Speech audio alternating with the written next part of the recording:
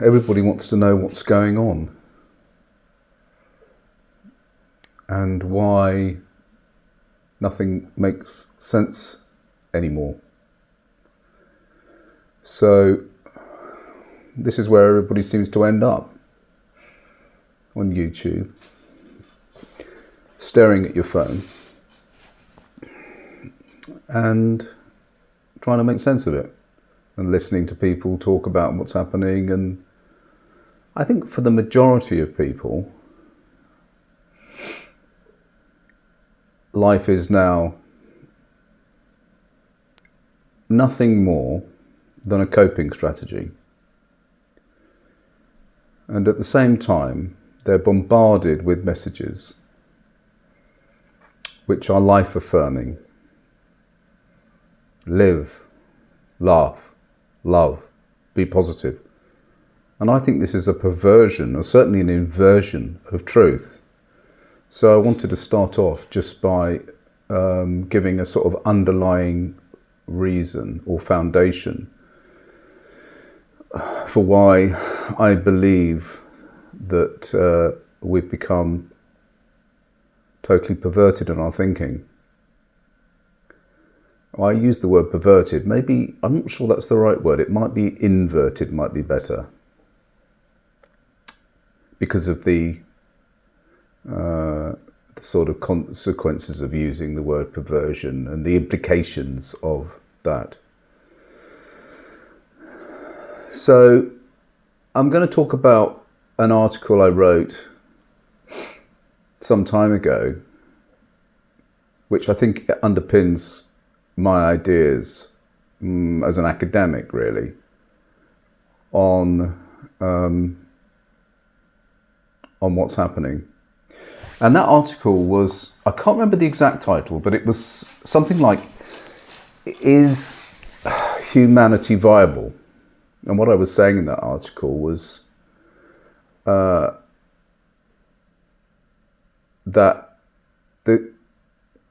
we need to really look at what the purpose of the human race actually is now. If, as most of us agree, or many of us agree, really life is a coping strategy, and also that it's inevitably a horror show. Now, maybe you've joined the horror show, or maybe you haven't. A horror show would be trauma. The horror show would include losing a child. The horror show would include a terrible separation of some sort from something or someone you love, someone usually. And there can actually be a sequence of these events which are, in a way, so unbearable, despite the fact that we're meant to have the courage to keep going. But it does make you wonder why we're so excited about life to some extent. I mean, the British government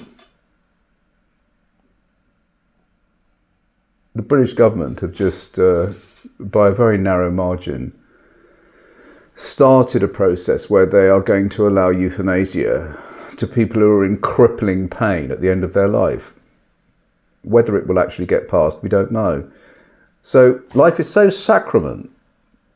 It's such a sacrament that we are actually prepared for people to wallow in excruciating pain right through to their last dying days.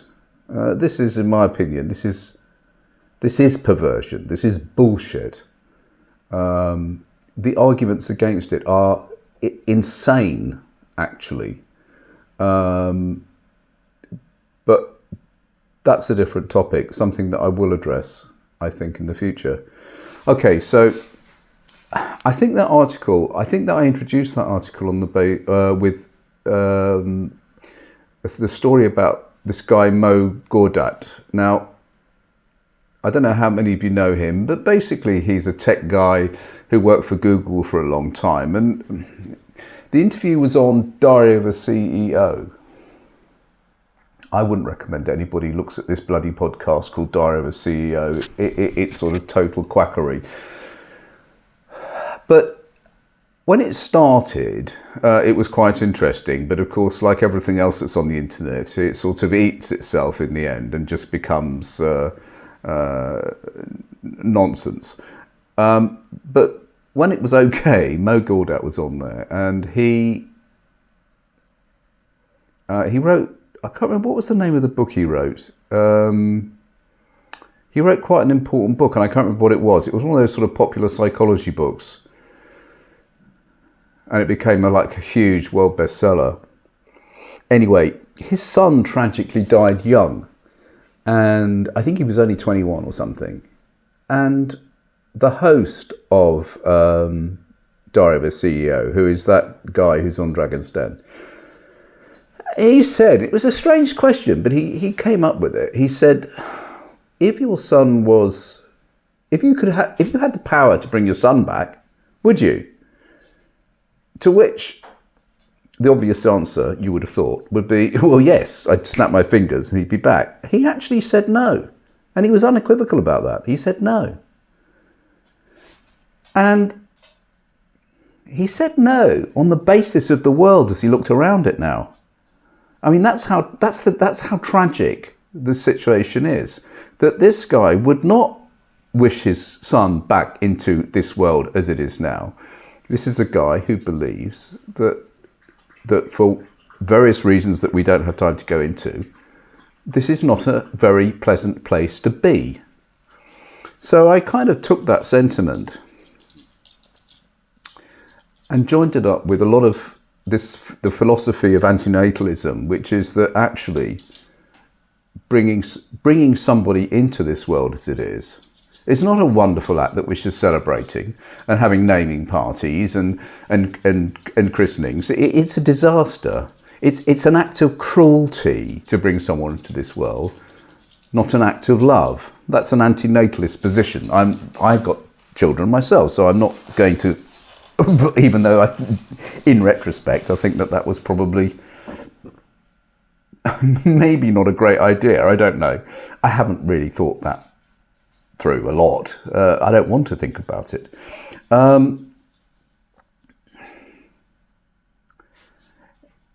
Anti-natalists don't want to kill everybody. What they want to do is that they want the human race to accept the fact that this is a nightmare, and not just today, but through the entire history of every single living thing. And they want the human race to quietly die out. It's not going to happen for various reasons. And they're not political reasons. They're to do with the survival instinct and various other things. So once we're here, that's it. This idea will never gain any traction, of course, even though philosophically it is a very, very sound concept. Very difficult to argue against once you get deep into it. I mean, if you're interested, what's the name of there's the guy, South African philosopher called Benatar, who is the main proponent of this, and you can read his books. Again, I'm not going to go into it right now. I'm just using it as an example of the sort of the philosophical underpinning of anti-natalism and the fact that life is basically a dreadful shit show which we all have to just cope with, and that we've been told a lie really about it through stories and myth. Anyway, let's get on with this. Human viability, the evidence, if you look at today's newspaper, the evidence suggests that it is like hell on earth. I don't need to tell you that. Most of the people I work with don't read newspapers anymore. They can't. And they're a broad spectrum of people, and they just don't want to look at why would you want to read about dead children in Gaza? Why would you want to read about the demonization of of sort of second world countries and, you know, the hell that's going on in Sudan. I'm not going to get into that, but you know what I'm talking about. But this has been going on for pretty much since life began, for thousands of years. And particularly in the last century. I mean, look at the last century. It doesn't read very well. I think there were 100 million people killed in the last century in conflicts. And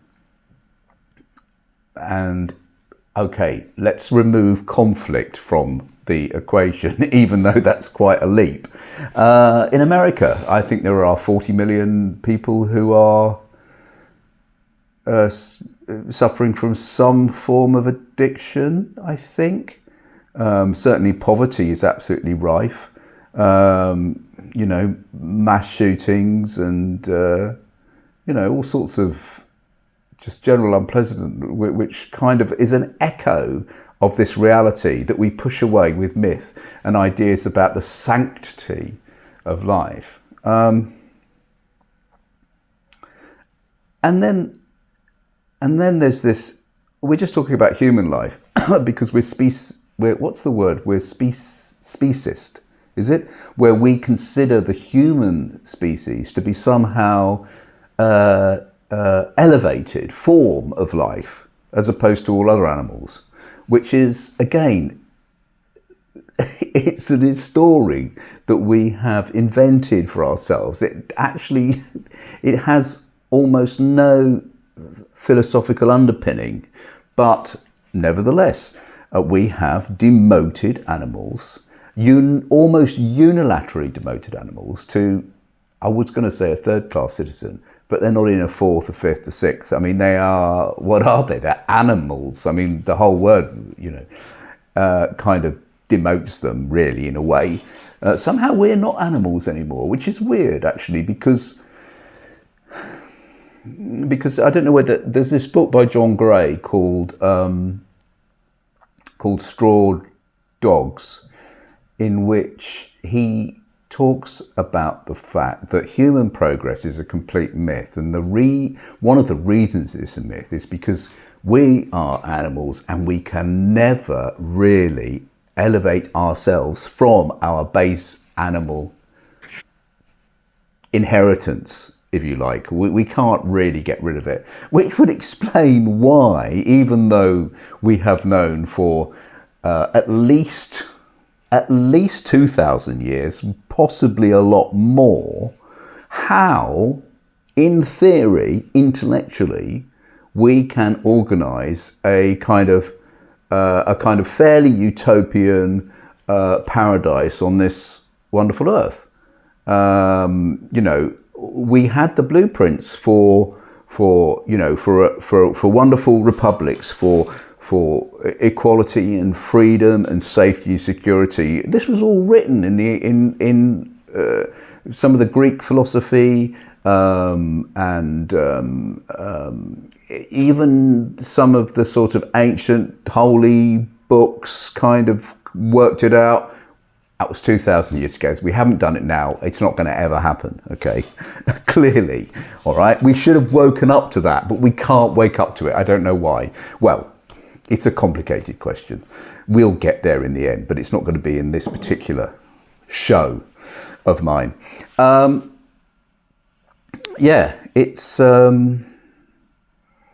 the animals, we subject to them to mass slaughter. In effect, we treat the majority of mammals on this planet either as vermin, or we treat them like wheat. In other words, we grow them and we chop their heads off as soon as they've reached this height. You know, I mean, for what reason? Again, I don't know. I mean, it doesn't really make any sense when you think about it. But I'm not going to get into that. You see, all these arguments are so contentious, aren't they? That's the problem now. I mean, they're kind of red hot. Now, if I was to say that we're naturally herbivores, everyone's going to go crazy. Everybody loves burgers. I love burgers, you know, whatever. And you know, we can't make that leap. Now we've discovered the joy of meat, and we're not going to be able to I don't think, step back from that, despite the availability now of good meat substitutes. But anyway, I'm going off on a tangent now. This isn't obviously a new idea. The idea that that life is a horror show, disguised as a sort of wonderful experience through myth. So Schopenhauer, 250 years ago, I mean, he said that we were in a cruel battle for existence every day, basically, and that our victories were somebody else's losses, and therefore, you know, there could be no equilibrium. And of course, he went on to say that if children, and this is pretty much a direct quote, if children were brought into the world through pure reason alone, would the human race continue to exist? In other words, he was saying that there is a very good argument for not bringing something that doesn't exist into a world like this, because it is just a cruel battle for existence.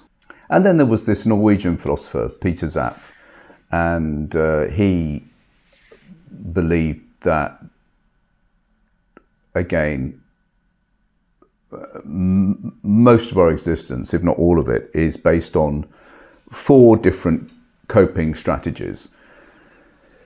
So we either isolate ourselves, we forget, we try and ignore what the reality is.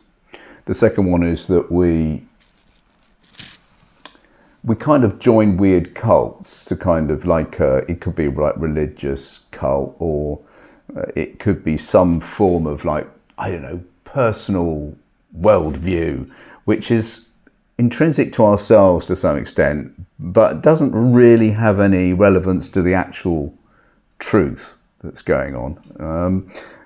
The other one was something called sublimation, which is where you kind of accept the horror story. I suppose like this is like Munch, his countryman, Munch, when, you know, painting the Scream, that you take the horror show and you kind of change it into something like art, that kind of thing. And of course, probably the most obvious one is distraction. Distraction. I mean,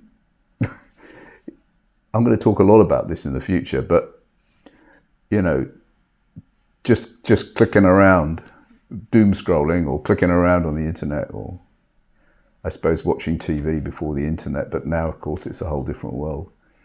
And this is a kind of distraction. And it's incredibly difficult to sit in silence for even 1-2 minutes, because you begin to start feeling the void. It only takes about 2 or 3 minutes. Pascal, the French guy, said this. He said that all of the world's problems are because a man cannot sit on a chair in an empty room in silence. He can't do it. It's absolutely true. I mean, it's like an illness, actually. I'll be very interested to hear about people who have actually sat with themselves to the point where they can sense the void.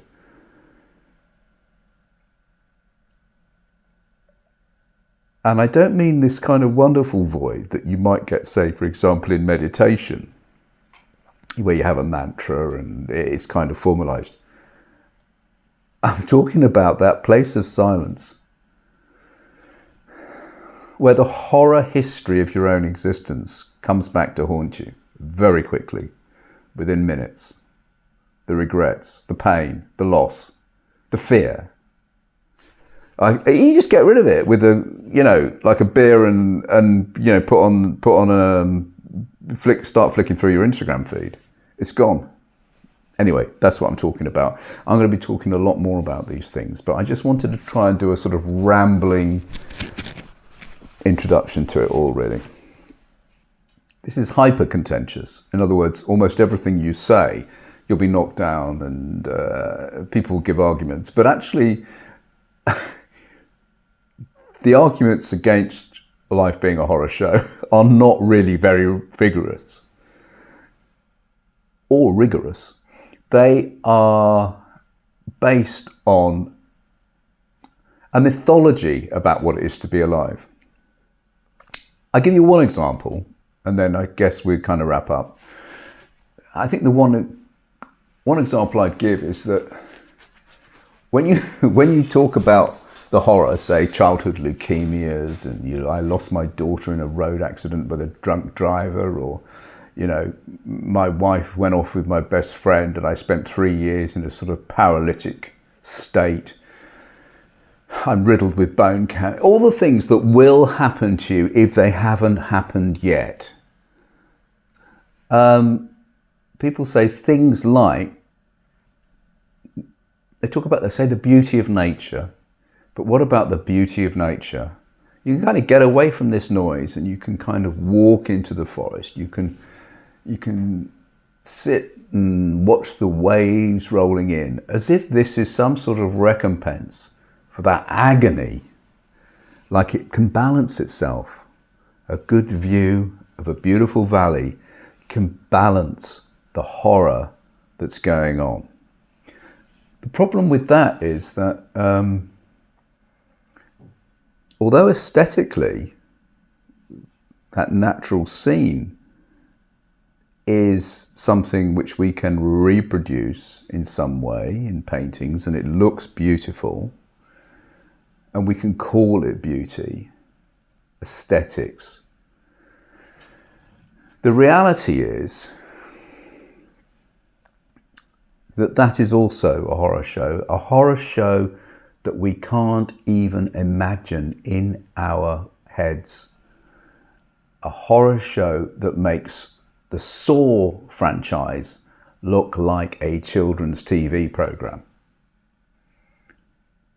Werner Herzog once said, when he was making Fitzcarraldo, I think, that he was in the jungle and he had this moment of clarity. And he said that at the beginning he could kind of hear the birds singing. I mean, the noise, the cacophony that goes on, you can imagine in that jungle. Was it the Peruvian jungle? I can't remember. He suddenly realized that these were screams. These were screams of survival. Not of pain physical, but of a kind of a nervous reaction to the business of survival, which is 24/7. You could, your lifespan very short, you have 6 babies, you're lucky if you're left with 1 after the predators have taken them. And they feel pain. I've heard I've seen the distress of animals who have lost a child, and it's the normal way of being. This is why octopuses, they have 1,000 children because only 1 will survive. It's a 1,000 to 1 chance of getting through. Whole of nature is like this. Every plant, every insect, every animal. Rabbits don't even have the time to blink. That's how threatened they are in this world. And I'm going to leave it with the Lars von Trier's, the Danish director, and he said in his film Antichrist, I think it was, yeah, pretty sure, one of the characters, I think, said, nature is Satan's church. And he made the same thing. So yes, it does look beautiful. But the reality behind it is this acute, extreme struggle, battle for existence. So we haven't devolved ourselves from that. This is the problem. But we've been able to come up with stories that have sort of pacified that part of our lives. But it is also true for us. We are in a horror show. Might not feel like it today, but it's coming. So I think what I'm going to do is I'm going to take some of these ideas, but also some things that I just notice here in the city where I live, to see how this is manifesting more and more in today's society, and how can I make it so it's not completely bleak? Well, I think maybe by stop trying to be endlessly positive, but by sort of having at least a nugget of truth about the situation, I think actually you can live a very happy life. Peter Zapp, who is probably the most pessimistic recent philosopher, actually had a really nice life. You know, he climbed mountains, he painted, he lived a very quiet, dignified life, despite knowing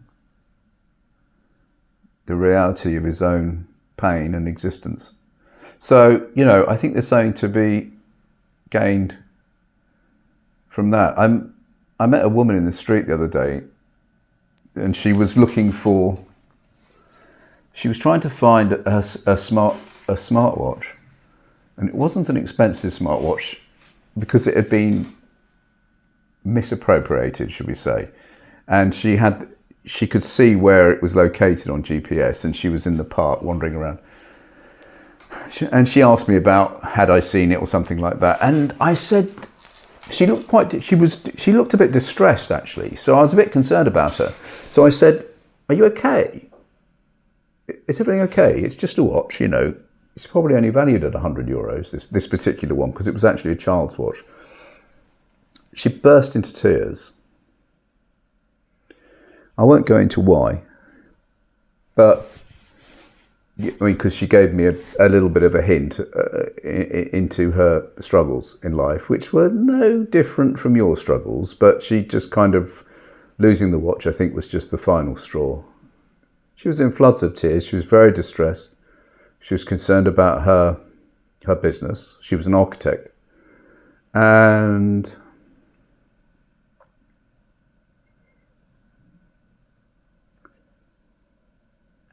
she just said, "I suppose I've just got to be positive." I said, no, that isn't the answer. I mean, can you imagine, you know, you've got these real life concerns, and we've now been programmed to just be positive. I mean, as a temporary coping strategy, I don't know, maybe, but I don't think that's the right way to go. And this is where it's an inversion or a perversion. Surely it's better to face right into it and see what can be gained from the truth of your situation. I think I'm going to leave it there because this has gone on long enough, and I don't even know whether this has worked, but watch this space. And if you enjoyed this video, please subscribe, because that means that I can continue doing them much more frequently.